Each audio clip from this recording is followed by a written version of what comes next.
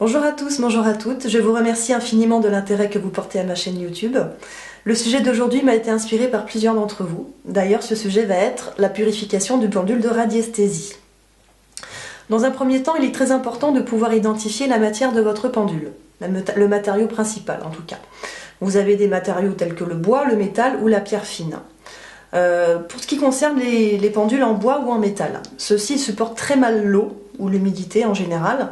Donc les méthodes vont être ce que j'appelle sèches, c'est-à-dire sans contact avec l'eau.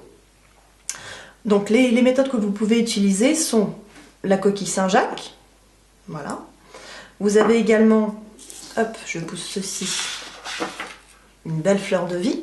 Donc la fleur de vie c'est tout simple, vous allez sur internet, vous tapez fleur de vie et vous pouvez l'imprimer directement sur une feuille, format A4 ou le format qui vous correspond le mieux.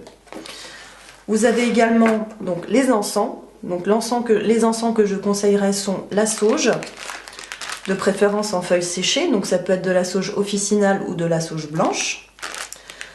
Mais vous avez également la résine de benjoin. Donc le benjoin à faire brûler sur un charbon ardent.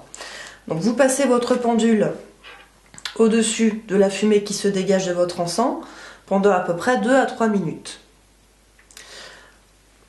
Et en ce qui concerne la coquille Saint-Jacques, vous pouvez le mettre au cœur de la coquille Saint-Jacques ou même au cœur de la fleur de vie pendant environ 2 ou 3 heures pour le purifier. C'est un petit peu plus long.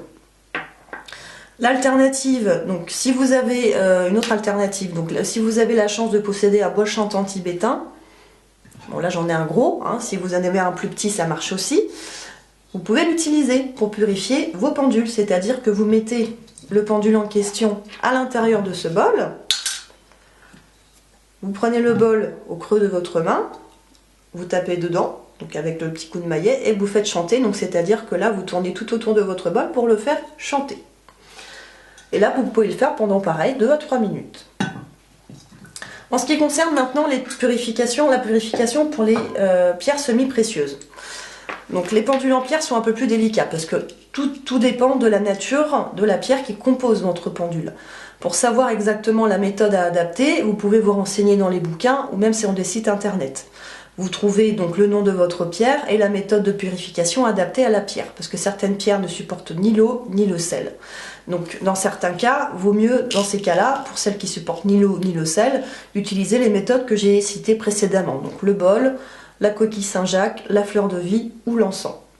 Certaines pierres également aiment beaucoup la flamme des bougies, comme l'obsidienne entre autres. Donc vous allumez votre bougie et vous laissez donc votre pendule pas trop près de la flamme non plus, mais au-dessus de la flamme afin de purifier votre pierre. Si vous avez besoin donc de faire tremper votre pendule, imaginons que vous avez un pendule en cristal de roche, n'hésitez pas à faire tremper uniquement le bout du pendule. Parce que malheureusement, si vous laissez également tremper la chaîne, celle-ci au bout d'un certain temps va rouiller. Maintenant, vous me direz à quelle fréquence les purifier. Moi, je vous conseillerais de le faire après chaque utilisation. Vous pouvez faire une purification toute simple, à la coquille Saint-Jacques, à la fleur de vie, ou même à l'encens si ça vous parle. Et de temps en temps, on va dire à peu près une fois par semaine, vous pouvez le purifier en profondeur, d'après ce que je viens de vous expliquer précédemment. Si vous avez un pendule que vous n'avez pas utilisé depuis un certain temps, qui est au fond d'un tiroir, et vous avez soudainement l'envie de le reprendre en main, n'hésitez pas également à le purifier avant de l'utiliser. En ce qui concerne maintenant le rechargement, donc que ce soit en pendule en pierre, en métal ou en bois, les méthodes que je vais vous expliquer sont très simples, il y en a d'autres, mais en tout cas celles que je vais vous expliquer sont quand même relativement abordables. On va utiliser ces deux outils-là, donc c'est-à-dire la coquille Saint-Jacques et la fleur de vie. La coquille Saint-Jacques, la fleur de vie ont la possibilité de purifier et de recharger grâce aux ondes de forme. Donc c'est-à-dire que là je prends mon pendule donc en pierre, ça marche aussi bien avec le pendule en métal ou en bois.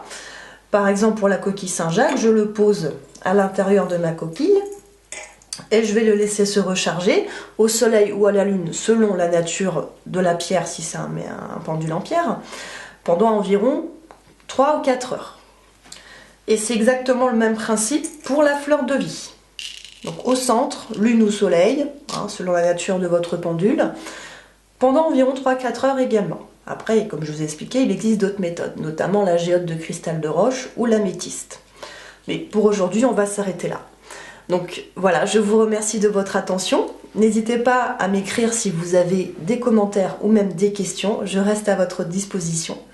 Je vous souhaite une très belle journée et je vous dis à très bientôt pour de nouvelles vidéos. Au revoir.